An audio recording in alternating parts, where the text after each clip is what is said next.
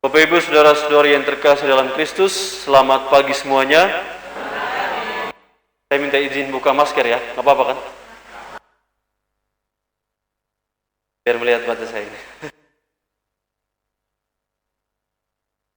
Hari ini kita merayakan Hari Raya Kenaikan ya.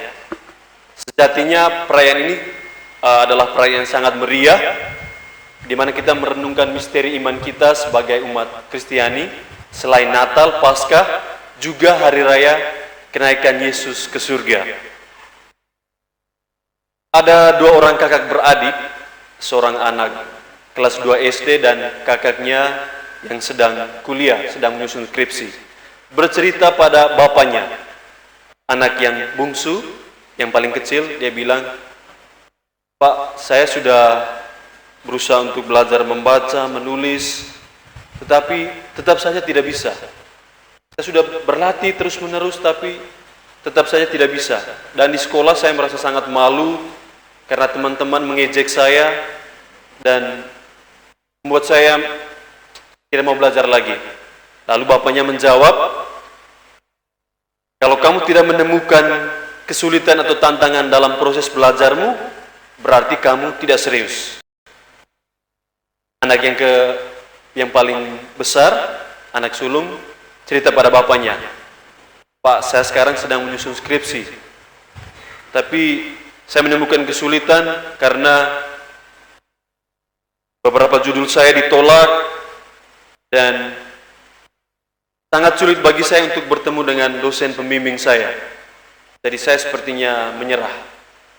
Lalu bapaknya menjawab dengan jawaban yang sama, "Kalau kamu tidak menemukan kesulitan dan tantangan dalam mengerjakan skripsimu, berarti kamu tidak serius." Nyesek juga ya jawaban bapaknya. Siapa suruh cerita pada bapak ya? Sebaiknya cerita pada mama saja kan. Bapak Ibu saudara-saudari yang terkasih, pesannya sangat sederhana ya. Bahwa dalam hidup kita, dalam perjuangan hidup kita, pasti akan selalu ada tantangan atau kesulitan. Kalau kita tidak menemukan kesulitan atau tantangan, berarti kita tidak sedang serius. Berarti kita tidak sedang sungguh-sungguh menjalani hidup kita. Kalau kita sungguh-sungguh serius dengan pekerjaan-pekerjaan kita, serius dengan profesi kita, serius dengan tugas kita sebagai anak-anak sekolah, mahasiswa, mahasiswi, pasti akan selalu ada tantangan. Entah itu tantangan yang datang dari dalam diri kita, maupun tantangan yang datang dari luar diri kita. Rasa malas, bosan, jenuh, capek, lelah, ataupun tantangan dari luar. Tidak diterima, dicemooh, dijelek-jelekan. Itu semua bagian dari tantangan atau kesulitan-kesulitan yang mendewasakan kita. Yesus dalam bacaan Injil hari ini, dia katakan bahwa Mesias harus menderita terlebih dahulu sebelum dia mengalami kemuliaan. Ya. Yesus harus mengalami penderitaan terlebih dahulu sebelum dia mengalami kemuliaan. Persis dalam hidup kita. Kita harus mengalami penderitaan terlebih dahulu, mengalami kesulitan, tantangan, sebelum akhirnya kita mengalami kebahagiaan, mengalami kemuliaan. Dan Yesus sebelum dia naik ke surga, dia berpesan kepada para muridnya untuk tinggallah selalu di kota ini, tinggallah selalu di Yerusalem. Mengapa bukan Parung Panjang, mengapa bukan Bandung, mengapa bukan Surabaya, mengapa bukan Jakarta, tetapi di Yerusalem. Mengapa Yerusalem? Karena di sanalah Yesus mengalami suka dan duka dalam karya pelayanannya. Dia membuat mujizat di sana, dia membuat banyak tanda-tanda di sana di Yerusalem, dan juga dia mengalami penderitaan di Yerusalem. Jadi di Yerusalem dia mengalami sukacita dan juga penderitaan. Dan Yesus katakan kepada para murid untuk tinggallah selalu di Yerusalem dan percayalah selalu kepada Bapamu di surga, karena dia akan mengutus Roh Kudus kepadamu. Bapak Ibu saudara-saudari, kita senantiasa diundang untuk tinggal di Yerusalem. Yerusalem pekerjaan-pekerjaan kita, Yerusalem kehidupan kita, Yerusalem sekolah kita, Yerusalem tempat kerja kita. Karena disitulah kita akan mengalami suka dan duka hidup ini.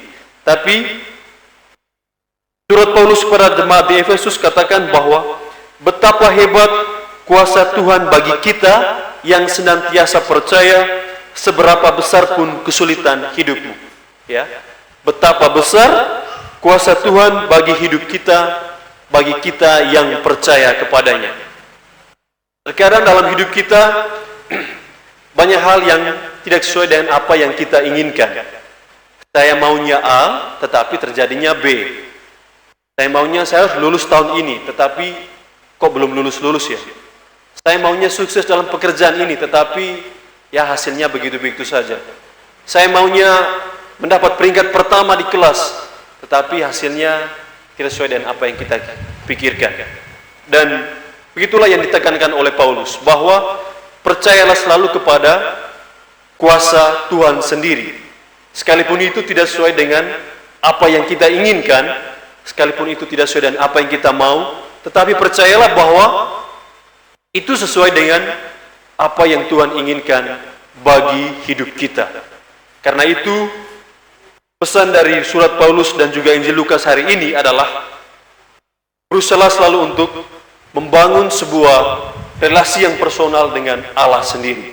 Dalam bulan Mei ini, bulan Maria, kita membangun kedekatan kita melalui Bunda Perawan Maria. Dan itulah cara-cara kita untuk bagaimana selalu mendekatkan diri kepada Tuhan sendiri. Dan dari bacaan pertama hari ini, dikisahkan bahwa Yesus naik ke surga dan dia berpesan kepada mereka, "Hai orang-orang Galilea, mengapa kamu takjub memandang ke langit? Sebagaimana kamu melihat, saya telah naik ke surga dan akan datang kembali." Jadi Yesus pergi bukan untuk meninggalkan para murid.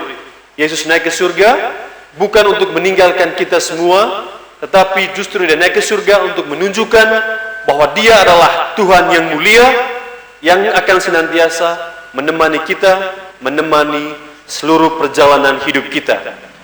Jadi ketika merayakan hari raya kenaikan Tuhan, pertama-tama sebenarnya adalah kita merayakan hidup kita masing-masing.